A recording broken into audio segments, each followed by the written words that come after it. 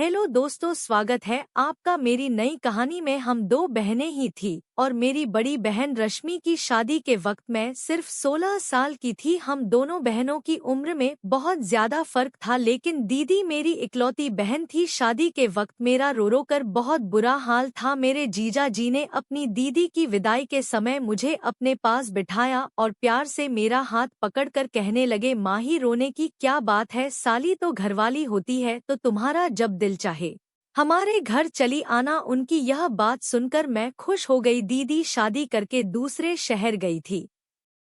जीजा जी कहने लगे, जब भी तुम अपनी बहन के पास आओगी मैं खुद तुम्हें अपना शहर घुमाऊंगा। दीदी तो विदा होकर चली गई, लेकिन मेरे दिल में यह अरमान जाग उठा था कि मैं कब अपनी बहन के घर जाऊंगी और खूब मजे करूंगी। दीदी की शादी को 1 साल गुजर गया, लेकिन मैं उनके शहर नहीं जा सकी। पूरे 1 साल बाद दीदी ने हमारे घर का चक्कर लगाया था और राजीव जीजा भी उनके साथ ही आए थे। वह बहुत ही अच्छे और प्यार से बात करने वाले थे। जितना दिन वह हमारे घर रहे हर वक्त मेरे आगे पीछे रहते और मेरा बहुत ख्याल रखते। वह मेरे लिए बहुत सारे गिफ्ट भी लाए थे। मेरा कोई भाई नहीं था, इसीलिए मुझे उनसे लगाव हो गया था। एक हफ्ता हमारे साथ गुजार कर दीदी वापस अपने ससुराल लौट गई। 2 महीने बाद फिर दीदी का फोन आया। उन्होंने बताया कि वह प्रेग्नेंट हो गई है और यह खबर सुनकर मैं और मम्मी पापा बहुत खुश हुए। बहुत दिनों के बाद हमारे घर ऐसी कोई खुशी की खबर आई थी, लेकिन दीदी बहुत ज्यादा परेशान थी और मम्मी से कह रही थी कि वह अकेले दूसरे शहर में इस हालत में नहीं रह सकती, क्योंकि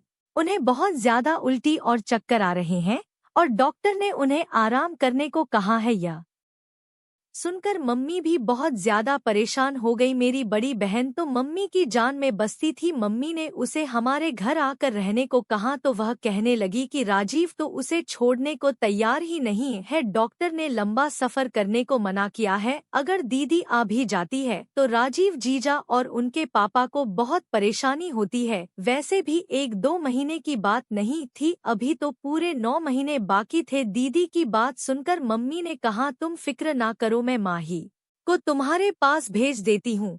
बहन के आने से तुम्हारा दिल भी बहल जाएगा और यह तुम्हारे घर के कामकाज भी कर दिया करेगी। मम्मी की बात सुनकर दीदी बहुत खुश हुई और कहने लगी, माही को अकेले ना भेजना, राजीव को मैंने कहा है वह लेने के लिए आ जाएंगे। मैं तो कब से इस मौके की तलाश में थी और ना जाने कितनी बार दुआ मांग चुकी थी, इसलिए फौरन ही खुशी खुशी अपना सामान बांध लिया। मौसी बनने की खुशी तो अलग ही होती है। 3 दिन बाद ही जीजा जी मुझे लेने के लिए आ गए और मैं उनके साथ अपनी बहन के पास दूसरे शहर आ गई। दीदी के ससुराल में सिर्फ एक ससुर और जीजी ही थे, इसलिए मुझे यहाँ रहने में कोई परेशानी नहीं होने वाली थी, कोई झंझट नहीं थी। दीदी मुझे देखकर बहुत खुश हुई थी। उसने पहले से ही मेरी पसंद का खाना बना रखा था। मुझे रहने के लिए अपने सामने वाला कमरा भी दे दिया था। दीदी के ससुर को नमस्ते करने के लिए मैं उनके कमरे में गई तो उनका रवैया कुछ अजीब सा था। वह बिस्तर पर पड़े एक बीमार आदमी थे। मुझे देखकर अजीब अजीब बातें करने लगे। उनकी बातें मेरी समझ से बाहर थी। दीदी मेरा हाथ पकड़कर मुझे कमरे से बाहर ले आई और कहने लगी कि उनके ससुर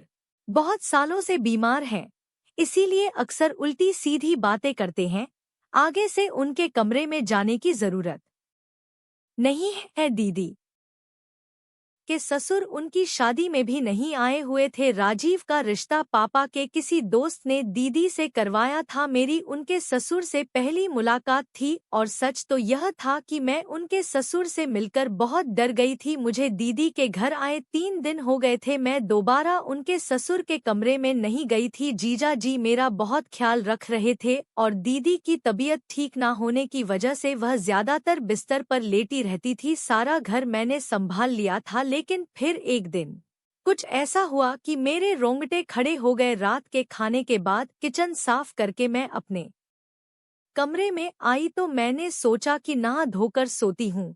गर्मी बहुत ज्यादा थी और मैं पसीना पसीना हो गई थी। मैं नहाने के लिए अपने कमरे के बॉस रूम में गई तो कुछ ही देर में मुझे ऐसा महसूस हुआ जैसे कोई मुझे देख रहा हो। पहले तो मुझे लगा कि मेरी बहन होगी, लेकिन अचानक ही मेरी नज़र रोशनदान पर पड़ी तो मेरे हो उड़ गए। वहाँ कोई साया सा मुझे नजर आया था और मुझे यकीन हो गया था कि कोई छुपकर मुझे देख रहा था। इस बात ने मेरे होश उड़ा दिए। मैंने जल्दी से अपने कपड़े पहने और भागती हुई कमरे से बाहर निकली। दीदी के कमरे में पहुंची तो वहां दीदी और जीजाजी आराम से एक साथ लेटे थे। मैं अपनी जल्दबाजी में कमरे का दरवाजा लगाना भी भूल गई थी और अब उन दोनों को एक साथ देखकर मुझे शर्मिंदगी का एहसास हो रहा था। जीजाजी उठकर बैठ गए, कहने लगे, अंदर आ जाओ। माही, दरवाजे पर क्यों रुक गई हो? मुझे समझ में नहीं आया कि मुझे क्या करना चाहिए। मैं उन्हें कैसे बताती कि रोशनदान पर मुझे किसी का साया महसूस हुआ है। मैंने यूं ही बात बना दी कि मैं दीदी से दूध का पूछने के लिए आई थी। दीदी कहने लगी, तुम जाकर आराम करो, अब बाकी जो भी काम होंगे मैं राजीव से कह दूंगी। मैं अपने कमरे में वापस आने लगी तो मेरी नज़र दीदी के ससुर पर पड़ी, जो बाहर से वापस लौटकर अपने कमरे में जा रहे थे। मुझे बहुत अजीब सी नज़रों से देखते हुए कहने लगे, तुम बहुत खूबसूरत और मासूम हो, अपना ख्याल रखा करो, किसी पर आंख बंद कर विश्वास मत करना। उनकी यह बात सुनकर मुझे गुस्सा आ गया। मैं सोच भी नहीं सकती थी कि वह मुझसे इस तरह की कोई बात कह सकते हैं। मैं घबराकर फौरन अपने कमरे में चली गई और सारी रात यूं ही जागते जागते गुजार दी। दीदी ने तो कहा था कि उनके ससुर बीमार हैं और वह कमरे से नहीं निकलते, तो फिर वह इतनी रात को बाहर क्या कर रहे थे? यह बात बहुत ही अजीब थी। मुझे बहुत ही ज्यादा बेचैनी हो रही थी। रोशनदान पर जो था वह मेरा वहम था या हकीकत? कोई मुझे देख रहा था, कहीं वह दीदी के ससुर तो नहीं थे? इस सवाल ने मुझे परेशान कर दिया था। मेरी सारी रात आंखों ही आंखों में गुजर गई थी। अगले दिन सुबह जीजाजी ऑफिस जाते हुए कहने लगे, माही, मैं शाम को जल्दी आ जाऊंगा और तुम्हें शॉपिंग के लिए बाजार ले जाऊंगा, तुम शाम को तैयार रहना। यह कहते कहते अचानक ही करीब आकर उन्होंने मेरे गाल पर हाथ फेरा और ऑफिस के लिए निकल गए। उनके इस अंदाज पर मैं चौंक गई। दीदी भी पीछे ही खड़ी थी, कहने लगी, राजीव तुमसे बहुत प्यार करते हैं, तुम भी उनका ख्याल रखने की कोशिश किया करो, क्योंकि आजकल मैं उनका ख्याल नहीं रख पा रही हूँ, वह बहुत ज्यादा थक जाते हैं।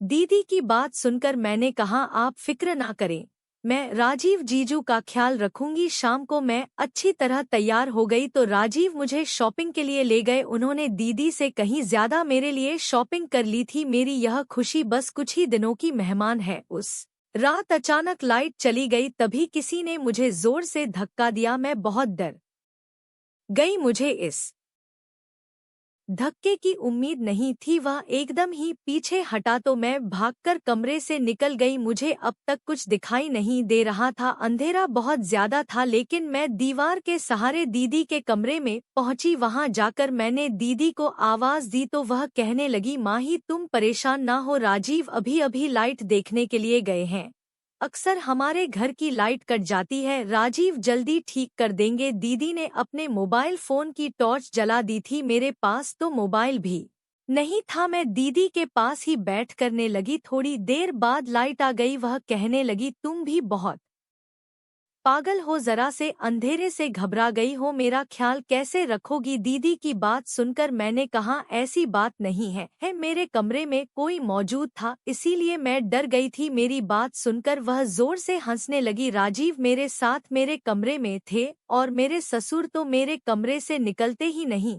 अंधेरे की वजह से तुम डर गई हो और कोई बात नहीं है। मुझे समझ नहीं आया कि दीदी को किस तरह से यकीन दिलाऊंगा। जी दीदी के साथ थे तो फिर मेरे साथ कमरे में कौन था? पहले रोशनदान पर पड़ने वाला साया और अब कमरे में किसी की मौजूदगी का एहसास। इस सब से मैं बहुत डर गई थी। मेरे दिमाग में रह रहकर दीदी के ससुर का ख्याल आ रहा था। लाइट ठीक करके जीजा जी कमरे में आए तो मुझे देखकर कहने लगे, देखा, मैंने तुम्हें पहले ही कहा था कि यह अंधेरे से घबरा जाएगी, तुम इसके पास चली जाओ। दीदी जीजा जी से कहने लगी, बहुत अंधेरा था, मैं अगर गिर जाती तो मुझे क्या मालूम था कि यह इतनी डर जाएगी। मैंने उन दोनों से कहा कि आप परेशान ना हो, मैं ठीक हूँ और अब अपने कमरे में जाकर सोती हूँ। मैं दीदी को ज्यादा परेशान नहीं करना चाहती थी क्योंकि मम्मी ने मुझे मना किया था कि डॉक्टर ने दीदी को टेंशन देने के लिए मना किया है। मैं डरते डरते वापस अपने कमरे में आ गई थी और दरवाजा लॉक करके बिस्तर पर लेट गई। नींद तो मुझे नहीं आ रही थी। मैं सोच रही थी कि किसी ना किसी बहाने से घर वापस लौट जाऊं। जो भी था यह मेरा वहम नहीं था। इस बात का मुझे अच्छी तरह से यकीन हो गया था कि कोई मेरी तन्हाई का भरपूर फायदा उठाने की कोशिश कर रहा था। अगले दिन जीजा जी किसी काम से थोड़ी देर के लिए दोपहर के वक्त ऑफिस से घर लौट कर आए। उस वक्त दीदी दवाई खाकर अपने कमरे में गहरी नींद सो रही थी और मैं किचन में खाने की तैयारी कर रही थी। राजीव जीजू किचन में ही चले आए और मुझे पीछे से पकड़कर अपनी बाहों में जकड़ लिया। मुझे उनसे इस व्यवहार की बिल्कुल उम्मीद नहीं थी। मैं हड़बड़ा कर खुद को उनसे छुड़वाने की कोशिश करने लगी। मेरी आवाज मेरे गले में ही रह गई थी और मैं कुछ कह भी नहीं सकी थी, मगर राजीव ने तो मुझे छोड़ने की बजाय और कस के पकड़ लिया और कहने लगे, तुम इतनी खूबसूरत हो कि तुमसे नजर हटाने को दिल ही नहीं करता। बहुत मुश्किल से मैंने खुद को उनसे छुड़वाया और किचन से बाहर भागने लगी तो राजीव कहने लगे कि तुम नहाते हुए भी बहुत खूबसूरत लग रही थी। मेरे मोबाइल में तुम्हारी वीडियो है। जीजा जी के इन शब्दों से मेरी सांस रुक गई थी। मैं सोच भी नहीं सकती थी कि वह इस कदर घटिया इंसान होंगे। मैंने रोते हुए जीजा की तरफ देखा तो वह कहने लगे, मैं बस प्यार मोहब्बत की बात करना चाहता हूँ। जैसे ही जीजा ने मेरी तरफ कदम बढ़ाया मैं भागते हुए अब अपने कमरे में चली गई और खुद को लॉक कर लिया। मैं डर से कांप रही थी। मैंने जीजा का जो रूप आज देखा था उसे पहले कभी नहीं देखा था। मैं तो उन्हें भाई की तरह समझती थी, लेकिन वह तो मेरी इज्जत के दुश्मन निकले थे। पता नहीं कैसे और कब उनकी नजर मुझ पर पड़ी थी और मैंने गौर भी नहीं किया था। राजीव बस कुछ वक्त के लिए ऑफिस से घर आए थे, इसलिए वह वापस चले गए थे और मैंने सोच लिया था कि अब मैं एक पल भी यहाँ नहीं रुकने वाली। शाम के वक्त जब दीदी अपने कमरे से उठकर मेरे पास आई तो उस वक्त तक मेरी आंखें रो रो कर सूज चुकी थी। वह परेशानी से पूछने लगी कि क्या हुआ है, किस बात से तुम इतना रो रही हो। मैंने दीदी से सच छुपाया क्योंकि उनकी हालत ऐसी नहीं थी कि मैं जीजा के बारे में इतनी बड़ी बात बताती। मैंने रोते हुए कह दिया कि मुझे मम्मी पापा की बहुत याद आ रही है और मैं घर वापस जाना चाहती हूँ।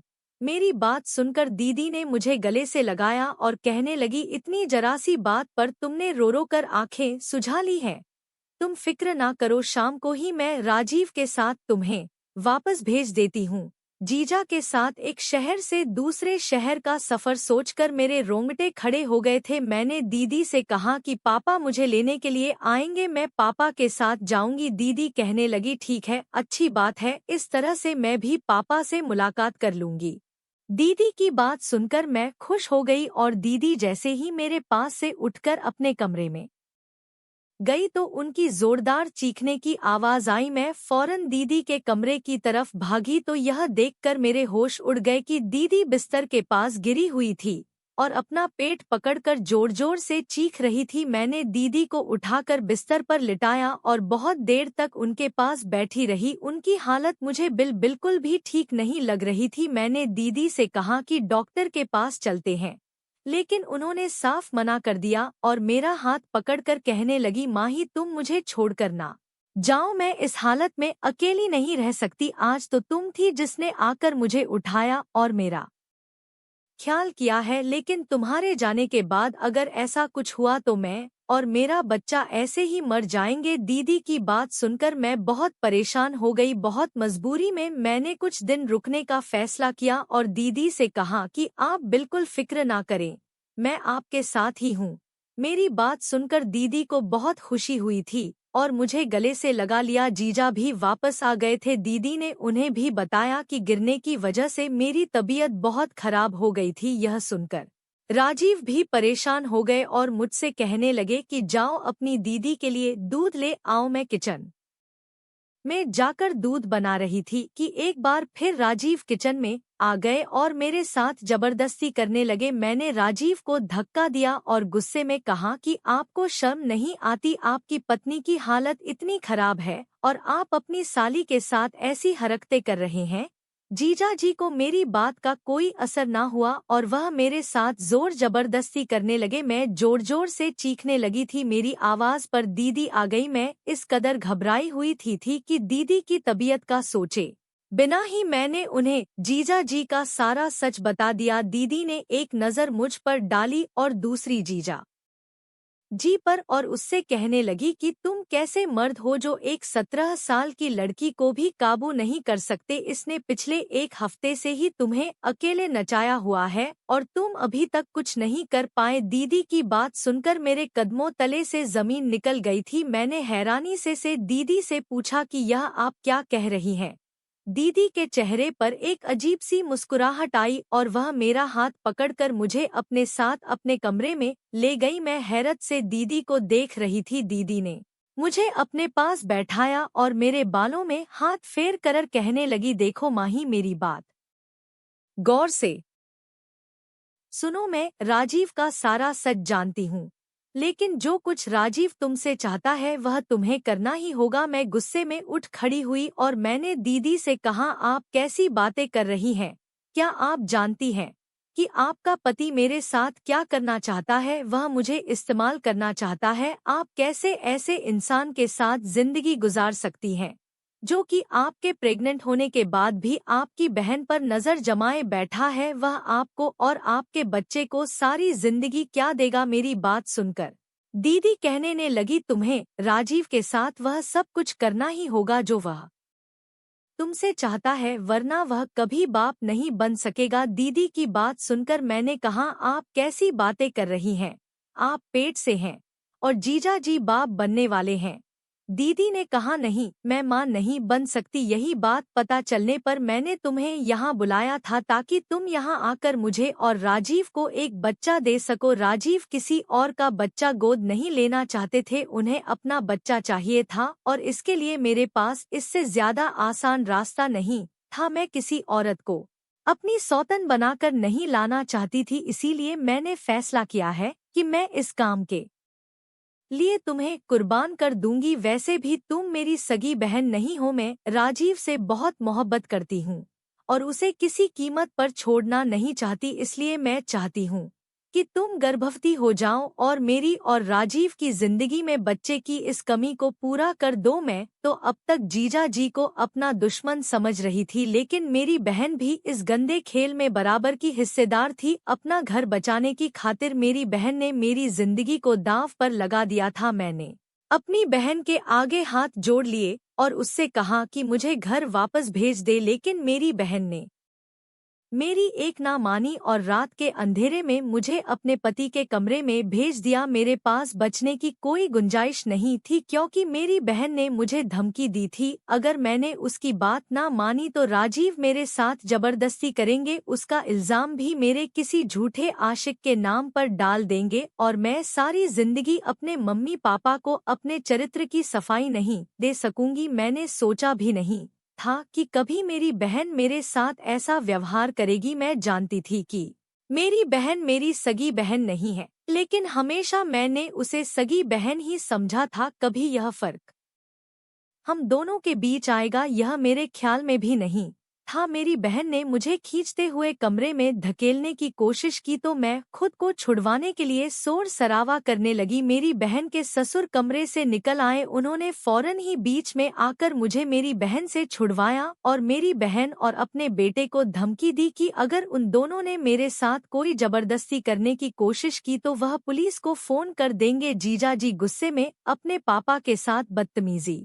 करने लगे, लेकिन उनके पापा किसी भी हाल में मुझे अकेला छोड़कर पीछे ना हटे और मेरी खातिर अपने बेटे से झगड़ा करके मुझे अपने कमरे में ले आए। कहने लगे, बेटा, मुझे पहले दिन से ही शक था कि इन दोनों की नियत गलत है। अगर मैं तुम्हारी बहन के खिलाफ कुछ कहता तो शायद तुम कभी यकीन ना करती। अब जबकि तुम जान चुकी हो कि यह दोनों इंसान नहीं बल्कि दरिंदे बन चुके हैं, शायद मुझसे अपने बेटे की परवरिश में कोई कमी रह गई है, जिसकी वजह से आज यह दिन देखना पड़ रहा है। मैंने राजीव के पापा के फोन से ही अपने घर फोन मिलाया और अपने पापा को सारी हकीकत बता दी। अगली सुबह मेरे पापा मुझे लेने के लिए आ गए। उन्होंने मेरी बात पर दीदी से हमेशा के लिए सारे रिश्ते खत्म कर दे दिए। पापा को इस बात पर बहुत अफसोस हो रहा था कि शायद उनकी परवरिश में ही कोई कमी रह गई थी, जबकि उन्होंने तो कभी सौतेली बेटी और अपनी बेटी में कोई फर्क नहीं किया। इसीलिए बेटी ने उनके प्यार का यह सिला दिया है। और मैं सोच रही थी कि मेरी कौन सी अच्छाई मेरे काम आ गई, जो राजीव जैसे शैतान के पापा मेरी आवाज सुनकर मुझे बचाने आ गए। इस बात को कई साल गुजर गए हैं।